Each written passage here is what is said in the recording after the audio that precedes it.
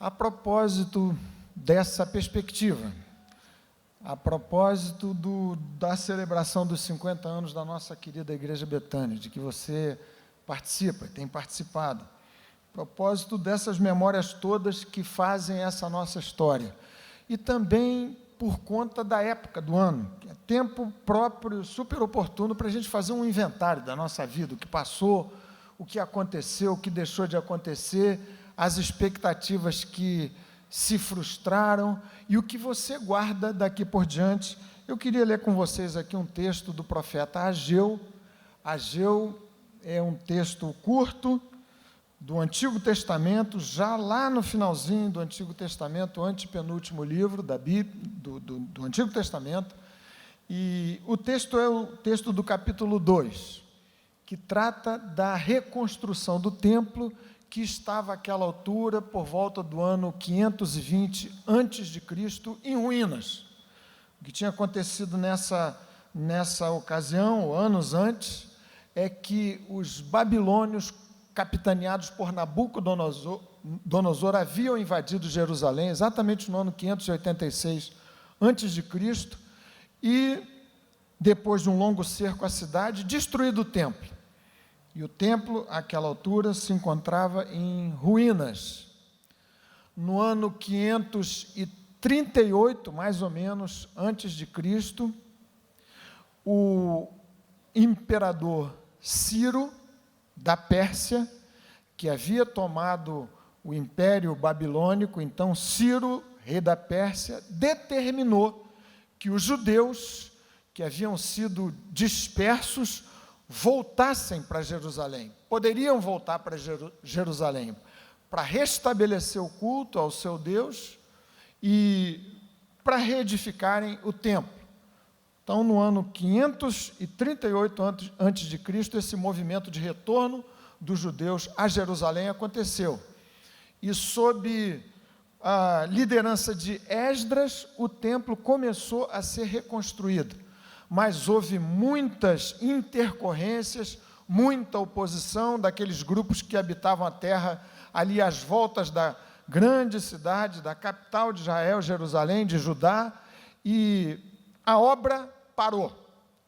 Começaram a reedificar o templo de Salomão, que havia sido destruído por Nabucodonosor, e a obra parou. Então, no ponto dessa leitura que vamos fazer de Ageu, capítulo 2, já 20 anos depois do primeiro retorno para Jerusalém e do reinício da reconstrução do templo, obra parada, os judeus já estabelecidos em Jerusalém, lá por volta do ano 520 a.C., Ageu, profeta, recebe de Deus 4 sucessivas mensagens que, como profeta que era, ele lança na direção do povo de Deus em Jerusalém, e o texto é esse que nós vamos ler. Essa é a sua segunda mensagem, Ageu, capítulo 2, do verso 1 em diante. Vocês já se colocaram de pé, mas, por favor, se coloquem outra vez, para a gente ler os 9 primeiros versos desse texto, para um comentário rápido aqui, alusivo a todas essas coisas que mencionei. O texto diz assim: no segundo ano, verso 1 do capítulo 2 do livro de Ageu, profeta Ageu, no segundo ano do rei Dario, no 7º mês, ao 21º do mês, veio a palavra do Senhor por intermédio do profeta Ageu, dizendo: fala agora a Zorobabel, filho de Salatiel, governador de Judá, e a Josué, filho de Josadaque, o sumo sacerdote, e ao resto do povo, dizendo: quem dentre vós que tenha sobrevivido contemplou esta casa na sua primeira glória? E como a vedes agora, não é ela como nada aos vossos olhos? Ora, pois, sê forte, Zorobabel, diz o Senhor, e sê forte, Josué, filho de Josadaque, o sumo sacerdote, e sê forte, e tu, todo o povo da terra, sê forte, diz o Senhor, e trabalhai, porque eu sou convosco, diz o Senhor dos exércitos, segundo a palavra da aliança que fiz convosco, quando saístes do Egito, o meu espírito habita no meio de vós. não temais. Verso 6, pois assim diz o Senhor dos Exércitos, ainda uma vez, dentro em pouco, farei abalar o céu, a terra, o mar e a terra seca. Farei abalar todas as nações, e as coisas preciosas de todas as nações virão, e encherei de glória esta casa, diz o Senhor dos Exércitos. Verso 8, minha é a prata, meu é o ouro, diz o Senhor dos Exércitos. A glória desta última casa será maior do que a da primeira, diz o Senhor dos Exércitos. E neste lugar darei a paz, diz o Senhor dos Exércitos. Amém. Louvado seja o Senhor por tão maravilhosa profecia e palavra, que você a receba como palavra de Deus para o seu coração, para a sua vida, para a vida da sua família, para a vida da nossa igreja, nessa noite. Senhor bendito, ajuda-nos aqui, nesses momentos de reflexão em torno da Tua palavra, para a compreendermos, conforme o Teu Espírito Santo a inspirou. Lança a luz no nosso coração nessa hora, em nome do Senhor, e para o louvor da Tua glória. Amém. Você pode se assentar.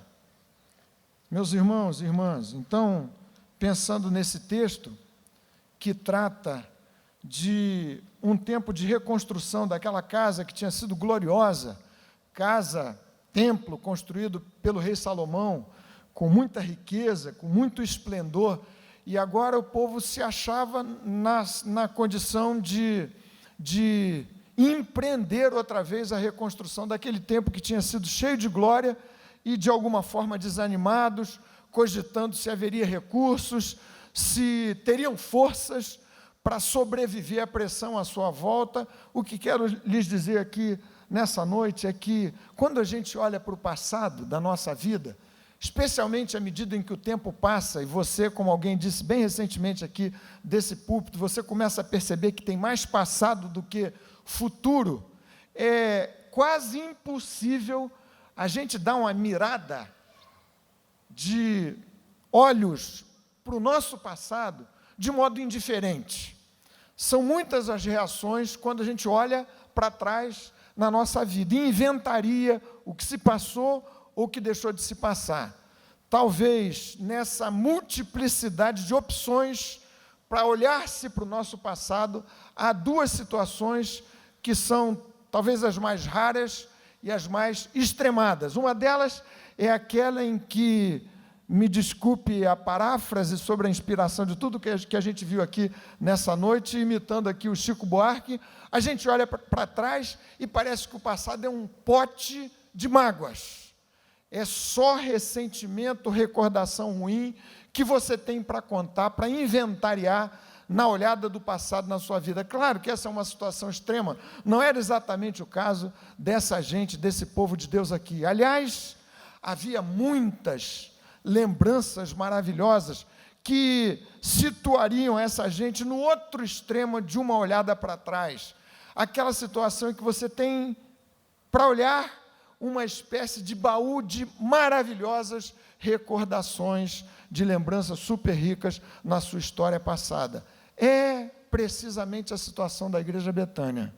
Quem teve o privilégio de participar dos primeiros dias aqui da igreja, eu sei que não são muitos, e os que vieram se achegando à igreja nesses últimos 50 anos, vão se reportar a muitas situações maravilhosas, lembranças extraordinárias de coisa tão maravilhosa que Deus já fez aqui. Gente, a gente teria que, isso vai acontecer no ano que vem, se Deus quiser, testemunhar coisa espetacular que Deus já fez aqui entre nós, de todo jeito. Gente que entra totalmente sequelada, sem a menor chance de recuperação, de quem psiquiatra já desistia, já havia desistido, família e tudo mais, e chega num ambiente assim simples, singelo, tempos depois vê-se uma vida completamente diferente. Estas histórias repetem-se às dezenas. Louvado seja o nome bendito do Senhor entre nós.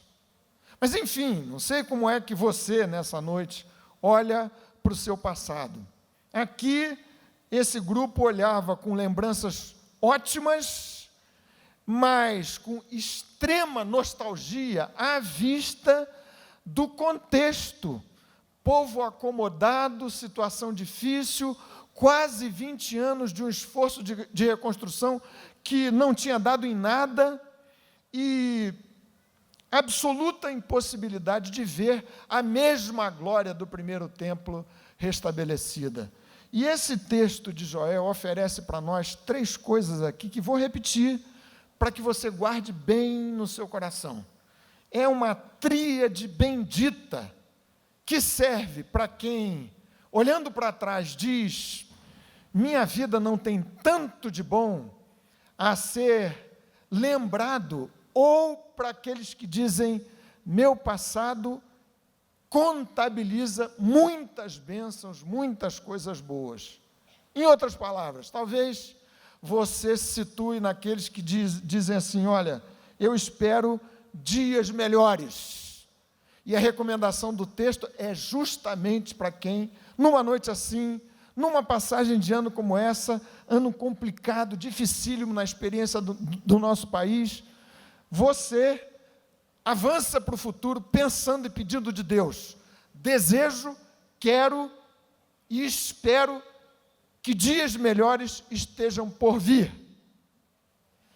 No caso da nossa queridíssima Igreja Betânia, eu acho que seria ingratidão nossa simplesmente dizer: espero que dias melhores estejam por vir.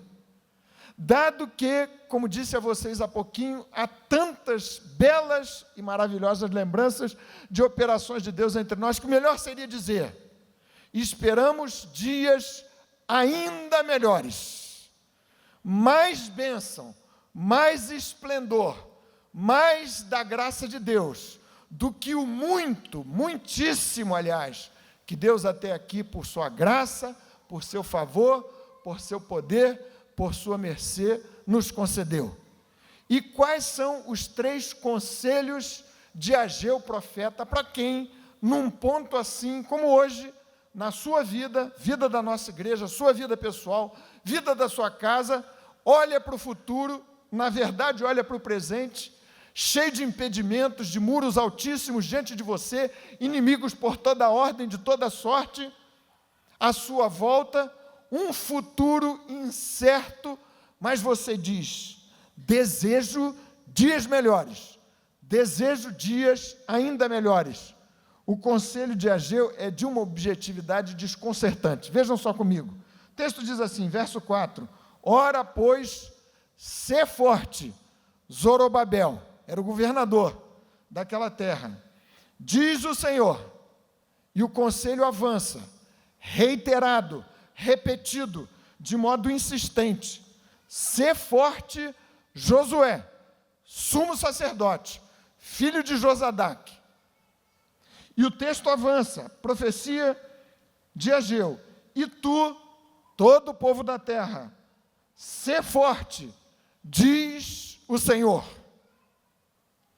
O texto me indica o seguinte: é o Senhor Deus da minha vida, da sua vida, me dizendo nessa noite: sê forte, sê forte, sê forte. Josué, sê forte. Zorobabel, sê forte. E tu, todo o povo da terra, sê forte, sejam fortes. Tipo do conselho que soaria, para dizer o mínimo, cínico, se alguém me dissesse, em determinadas situações da minha vida, sem querer ser ofensivo com vocês, mas talvez vocês já tenham ouvido esse tipo de conselho. Não sei se já aconteceu com vocês. Você numa situação dificílima na sua vida, sofrendo, chorando, sei lá, alguma perda séria e grave, e alguém, com a melhor das boas intenções, diz para você: você tem que ser forte. Você já recebeu esse conselho? Quem é que já recebeu esse conselho? Não sei se você recebeu bem ou mal, mas, dependendo do interlocutor, dizer ser forte soa, como disse a vocês, cínico, soa meio irresponsável. Mas a questão aqui soa talvez como uma espécie de platitude, conversa para boi dormir, que não resolve o problema de ninguém. Você tem que ser forte. Mas que garantia quem me aconselha assim pode me oferecer? Que tipo de solidariedade você tem à vista de um conselho, talvez o mais bem intencionado possível, nesses termos e dessa natureza? A questão aqui é completamente diferente. Por 8 vezes, nesses 9 versos, o texto sublinha que quem diz ser forte é ninguém menos do que o Deus soberano, todo-poderoso, o Senhor dos exércitos.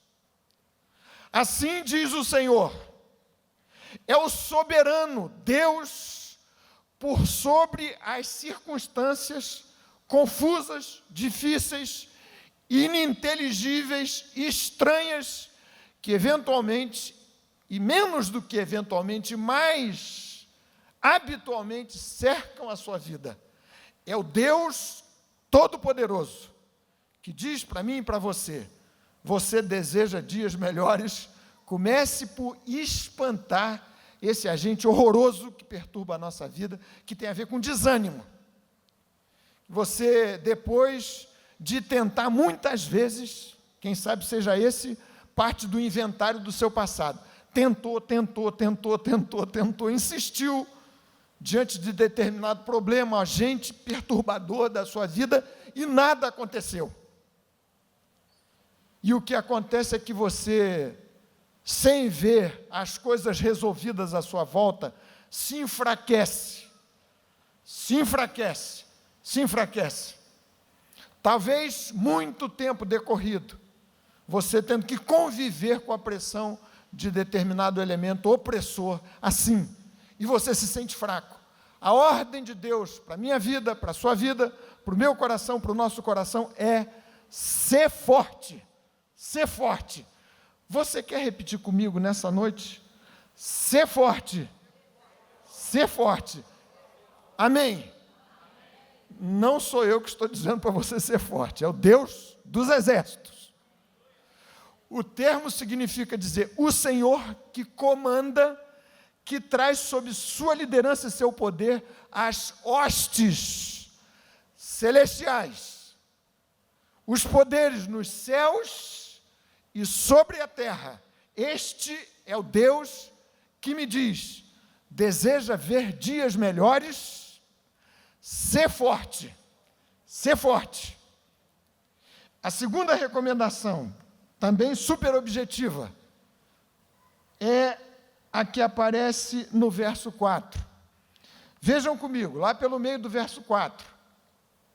Ser forte, diz o Senhor, e trabalhai. E trabalhai.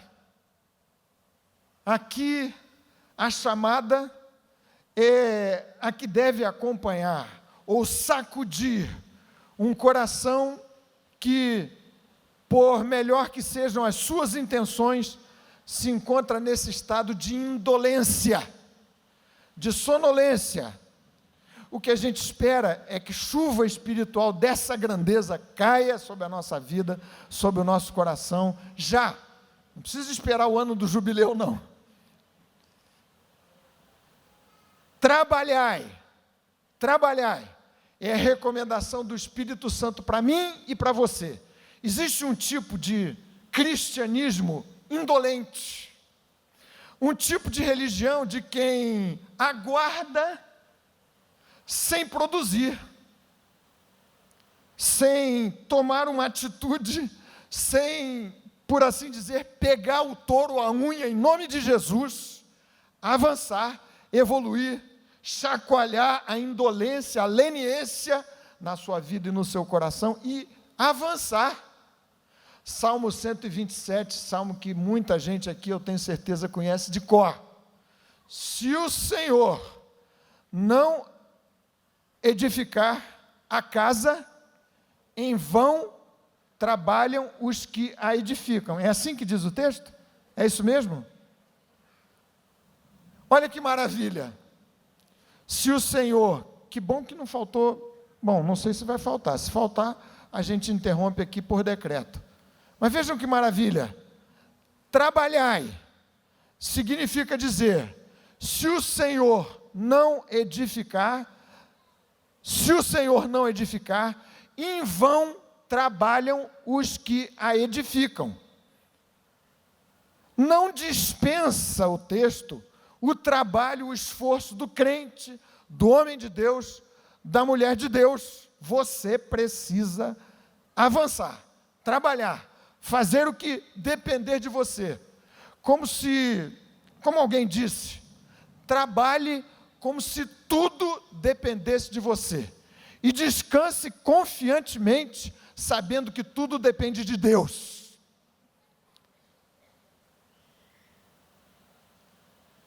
Você já conheceu alguém bem-sucedido na sua esfera de ação profissional, para tomar um campo de vida, que não se esforce, que não estude profundamente? Hoje encontrei com uma jovem que começou a frequentar aqui a Igreja Betânia, acho que lá de Goiânia, 3º ano de medicina, e me pareceu super animada com a sua carreira, mas tem um horizonte, hein, Mauro?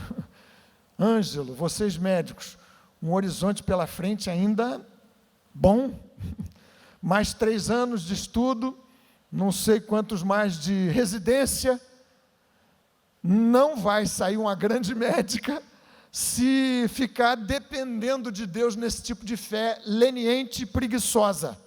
A questão do povo aqui era um conformismo com o status quo, que não era nem um pouco bom, não havia uma crise séria, mas um estado de letargia, de mornidão espiritual, de quem já tinha se acostumado com o estado medíocre da sua nação, da sua cidade, do seu povo, da sua igreja, do seu templo, da sua própria vida pessoal.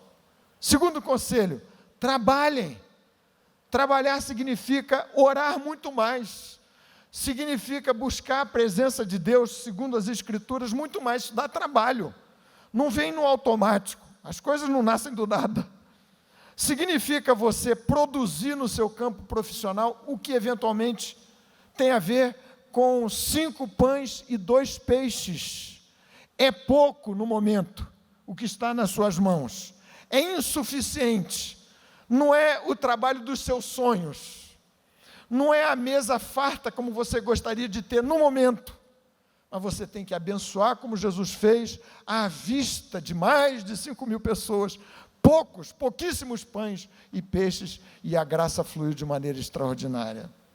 Segundo conselho, então, e eu estou aqui me lembrando muito do meu pai nessa noite, e vou pedir que vocês repitam, ele gostava de pedir que repetisse, para a gente guardar direitinho, vocês me deem essa licença. Primeiro conselho, ser forte. Podemos repetir juntos? Ser forte. O segundo, trabalhai. O terceiro maravilhoso é uma vacina, uma injeção contra o elemento que paralisa a vida da gente, é o medo. Verso 5. Segundo a palavra da aliança que fiz convosco, quando saístes do Egito, o meu espírito habita no meio de vós. Não temais. Não temais. Outra vez, se essa palavra estivesse saindo da minha boca para vocês, você poderia me chamar de cínico. Você poderia me dizer o seguinte: você diz não tenha medo porque você não sabe o que eu preciso enfrentar. O tamanho do gigante que me encara todo dia, toda noite. Mas essa é a palavra proferida pelo Senhor dos Exércitos. Não tenham medo. Não tenham medo do presente ameaçador. Não tenham medo do futuro incerto. Não tenham medo. E sabe por que estes 3 conselhos se diferenciam de um livro de autoajuda? Primeiro, porque a gente já acabou de dizer aqui, quem disse não foi o Laí Ribeiro, não foi o Márcio Atala, ou sei lá, alguém assim. Foi o Senhor Deus dos exércitos. E o Senhor oferece garantias para que você se aproprie nessa noite à vista do seu futuro, dessa palavra. Você espera dias melhores, você espera dias ainda melhores, glória maior do que tudo quanto de bom você já tenha vivido, ou bênção, como até aqui você acha que ainda não viveu. Ser forte, trabalhai, não temais.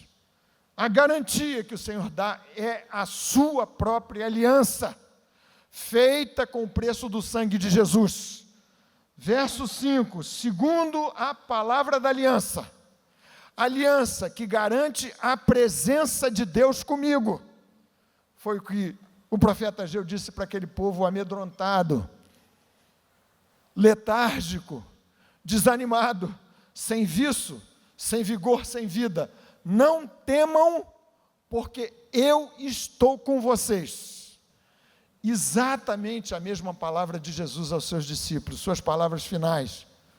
Os discípulos um dia, atravessando o mar, viram-se às voltas com uma tempestade gigantesca, talvez semelhante a essa dessa noite, morrendo de medo, viram a Jesus como se fosse um fantasma, e o Senhor se aproximou deles dizendo: não temais, sou eu, estou com vocês.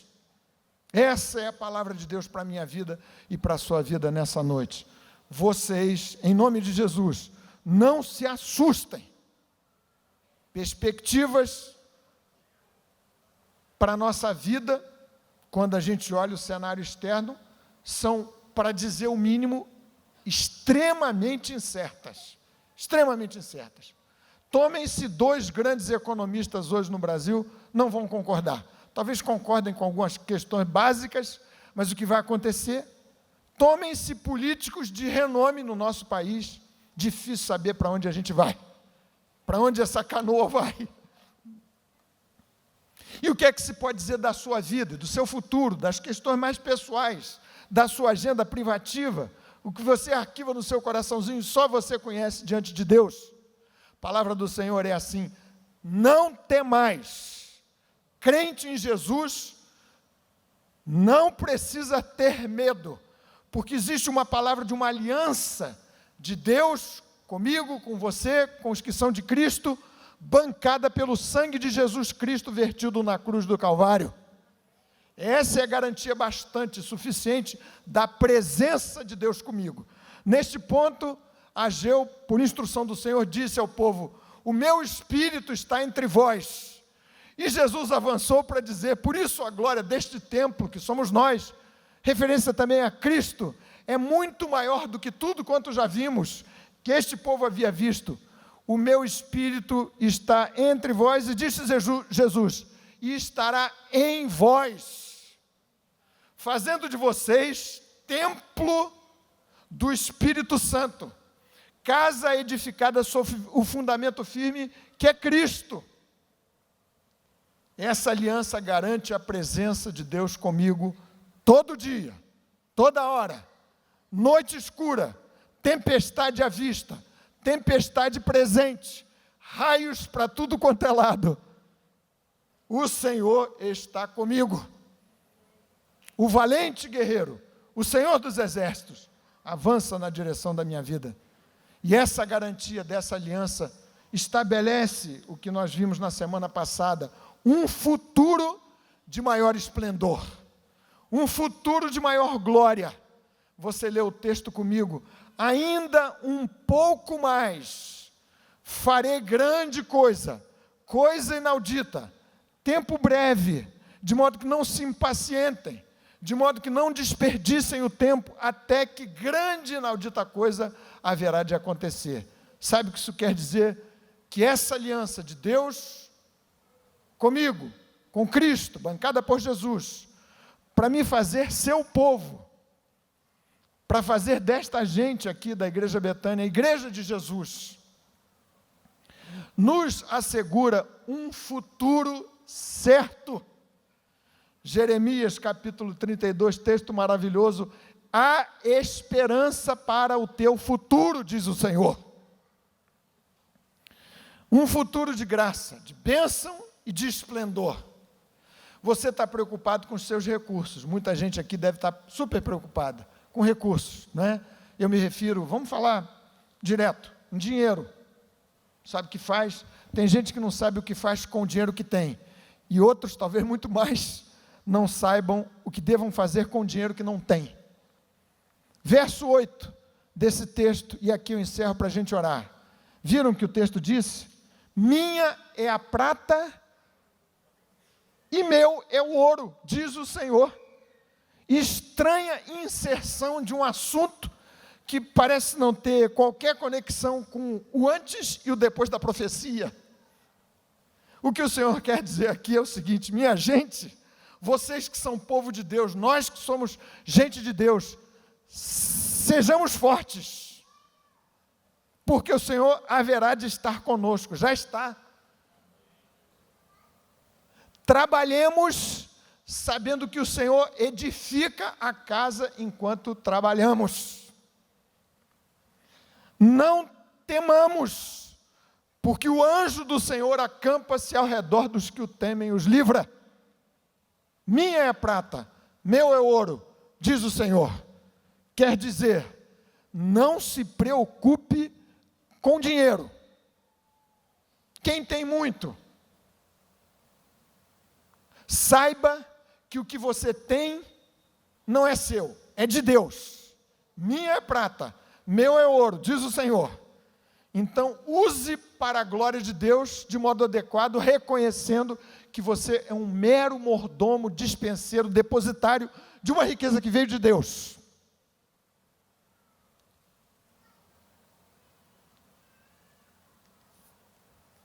Se você tem muito, não caia na esparrela, na armadilha de achar que tem muito porque você é bom no que faz, porque você é ótimo.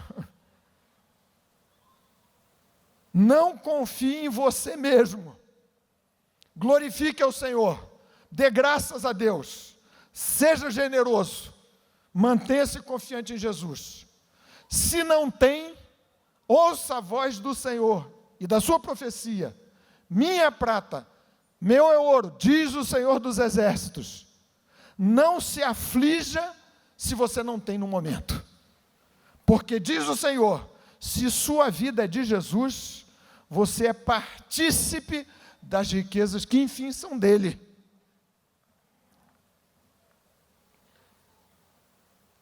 Ser forte, trabalhai e não temais. Amém, meus irmãos?